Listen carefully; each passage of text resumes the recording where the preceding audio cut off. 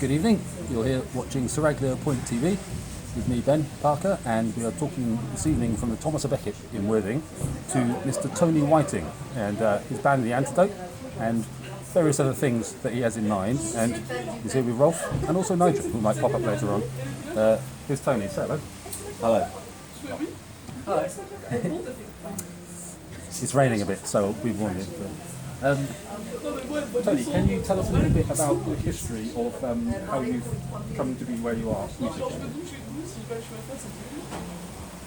I suppose I didn't start writing songs until I was about 20, I suppose. And there was a band in the early 90s called Amalgamation that I formed with some friends. I suppose that they were the first songs I wrote, but I didn't write any of the lyrics. I put music to one of the other guys' sort of poems, and we were kind of industrial electronic rock type stuff, or awful racket, as my wife puts it. But it was good fun at the time, and then I formed a band called Clownfish, where I wrote all the songs. We did an album, self-financed, obviously. And then I formed a band called the Golgi Apparatus. Pretty constant in these bands was a chap called Martin Mayhew. Anyway, the Golgi Apparatus, they went for about 7 years. I wrote half the songs. A chap called Aid wrote the rest of them. We did loads of gigs around Brighton and all around Sussex really. And that was really good. And at some point, Nigel, who was behind the camera over there, started drumming. So I met Nigel, Golgi Apparatus split up, we formed the Logical Hairs, comedy rock band. Original bass player, Wolf, he left, Rolf joined, and here we all are. Yes. And then I found myself with all these serious songs that I didn't want to sing, really. So we formed The Antidote with us three, Nigel, Rolf, me. Originally a girl called Bex and Karen, who was Rolf's partner on saxophone. Bex left, Jenny joined, Jenny Ware, who is also a soloist around Worthing. She joined as lead singer, and we've done a couple of gigs as that line-up so far, doing some recording, and here we are. Cool. Can you give us any more details about the recording? We've only finished one song. Good stuff. And we are midway through another one. There's 4 new songs that we're working on. There'll always be new songs. It's a long process getting right, really, especially for recording purposes. And I understand that the Antidote are going to play the Wild Fest this year. Obviously, I'm involved in that. What's your take on what we're doing with the Wild Fest? Oscar Wilde's influence on the area, etc. Do you have a take on it? I'm afraid I don't. You might have to ask Rolf, because he's more intelligent than me. I do know who Oscar Wilde was, but unfortunately, I don't think I can comment on that because I don't know enough about it. As politics, I can't comment on that either. I don't know anything about that. Oscar Wilde, because when he wrote for Shakespeare, he brought in science fiction genre into Shakespeare, and it was a great influence on Worthing because it is obviously steampunk. Sure. And that's what the Wild Fest is all about, so it's quite good to get the insight from Rolf and Tony on that one. Yes, I know so much about it. We're all in the gutter. I know he was here for a while, that's as much as I do know. What's the relationship between you and camper vans and the rest of the bands? The bands, the members. Me and my wife own a camper van, a Volkswagen camper van. And Karen own a Volkswagen camper van, and Nigel there, yes, owns a Volkswagen camper van. Yes, and whose idea was that, Tony? It was my idea. Yes. Yes. Do you remember the story? Excuse me, I've got very bad hay fever. When we bought our camper van, Nigel said that he would never buy a camper van because he couldn't have a shower in it. So I sent him a link from eBay with a bigger Volkswagen camper van that had a shower in it, and he travelled all the way down to the West Country and bought it a couple of days later. That's my fault. No, it was a happy accident, Tony. You did brilliantly. Yes. Yeah, I remember your words very clearly. You said, if you smell gas, don't touch it. I smelt gas and drove it all the way back and everything was fine. Is it possible to be in a band with Tony Whiting and not have a camper van? Of course, yeah. I don't think Jenny's got one. Huh? So, Is she going to last long? Or of course. She'll probably buy one, I expect. Yeah. got an eBay link which we'll put in the bottom of the interview. I was tipped off about the camper van. I haven't always had a camper van. Good. So on to more serious-ish things. How do you and your band deal with internet revolution in the music industry, with the decimation of relational models and all that? How do you handle that? Badly, I suppose, because none of us are getting any younger, and it's all a bit of a mystery. I mean, the Golgi apparatus probably split up before most of that came about. But we did a couple of albums, and I have put them on the internet, even though they're very difficult to find. The Logical Hairs have got a couple of things on iTunes and that, mainly the single Can't Dance Fast, which Saraglio Point Productions released. And it's available now. It's the last one on the label. Yes, if you look up Saraglio Point Productions on the internet, you can find our song and buy it. Yeah. I mean, the idea of getting a record deal these days is all different, isn't it? I mean, I feel completely past it in that respect anyway. It'd be nice to be a successful songwriter, if that's what I would like to be. Which you are.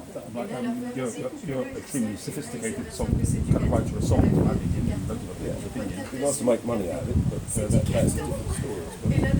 It's the idea of kind of having it as a career, a thing of the past, and you have to be a hobbyist. Oh no, I think if you were to give up your day job and work at it, I reckon there are ways that you can make money out of it. But yeah, it is all on the internet, pretty much all of it. But I think you could, if you tried really hard, did a load of research, you could make a fair amount of money out of writing songs, getting them played here and there. But and getting people to buy them for various things. But I mean, you'd have to spend a lot of time researching and spend an awful lot of time doing it. And I go to work every day and I can't be bothered. So there you go. In a world where the internet has brought down Arab dictators and it's brought in Trump and Obama and everything, and it has that effect of changing the world into that, but also destroying vinyl, though that's probably coming back, which is great. Do you, how's it affected your life as a middle-aged man musician? In a more general way outside of music. Really good face. Yeah, I mean, I don't think it's affected me at all. I mean, I've never personally downloaded a song in my life. I've got a record player and some records. CDs. Yeah, I go on Facebook. I check my emails. I surf the web. I try not to read any newspapers or watch any news programs because I just don't have a massive opinion on world events. And I just think it. We don't know what the truth is, do we? I've totally lost faith, even in the BBC, which I used to believe told me the truth. Yeah, for us, we did our little bubble. And we're playing it. It's a happy bubble of its own songwriting and the rest. Yes, that's right. And we're not about to give up that kind. Well, unless someone makes us a serious offer. Or we get sacked. Yeah, yeah, that's true. That could happen as well. Yeah, unfortunately, I don't know enough about the important things in the world to worry about them. So I makes you a happy man, I'm sure. I think it does. I think we worry about the little things, like cyclists. Yeah, cyclists not using cycle paths, that is obviously an important issue in my world. Being a white van man. And yeah, things like that, and people saying the word footy is very annoying as well. British acts singing in American accents is also another one. See, these are the things that annoy me, rather than the very serious stuff that goes on, which is a mystery to me. And quite frankly, I'd like to stay that way because I want to be happy. Why not? We've got the logical hairs and going in expanding terms of the Antidote, and then the Golgi apparatus being. Yeah, the Golgi apparatus are sort of reformed, playing gigs every now and again. Yeah, it's good fun. Interesting, fascinating band we saw at the Equinox recently, which was very popular by their people apparently. What's your plans for the future? Work-wise, creativity-wise? More recording. Yeah. With our new singer, we had actually made an album before, new singer, which means new album, basically. I think we decided to try and make a new album, new songs. Yeah. For the Antidote, a whole album, hopefully at some point. I mean, we've only got 4 new songs at the moment, but there'll be more. So yeah, it took a little while, but you know. We keep trying to make new videos because the local hairs have actually got quite a portfolio of videos going back to black and white, basically. It's sepia comedy videos. Sepia. All comedy films, yeah. And they're brilliant ones, I watch. Yes. Yeah. I mean, personally, I just want to carry on writing songs and, you know, and having people like some of them. That's all I want, really. As an FB like or an actual like of explained? Oh, just people say, oh, that was a nice song. I'd like to listen to that again. That's it, really. That's all you can ask for when you're a songwriter, I reckon. You know, when you're not going to make a living out of it, but people... Because it's like the Logical Hairs. Some of those songs are very catchy, and people remember them. And I've always thought that to be an unknown band that have songs that when you turn up at a pub or a venue, any stage, whatever, and someone says, oh, you're going to play that one. You know, people know a song that I have written. And I think it's maybe because they've got a comedy aspect, but I don't care. You know, people know some of my songs, which is a really good feeling. Sometimes we go to a beer festival and we think no one knows us there, and we think no one's listening, and then we notice a whole table singing along, yeah.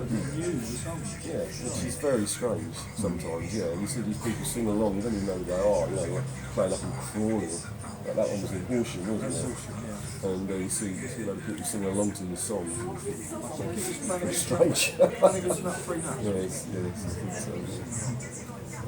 Brilliant. There's an international aspect to the Logical Hairs and Tony Writing, which I know about, and explored in Can't Dance Fast with kind of Rolf's Norwegian interlude and all that. Sing it, not français. No pas français? Not français. But what we have at Thomas Beckett tonight is something different to expand our palette. And at the next table, I've already asked if they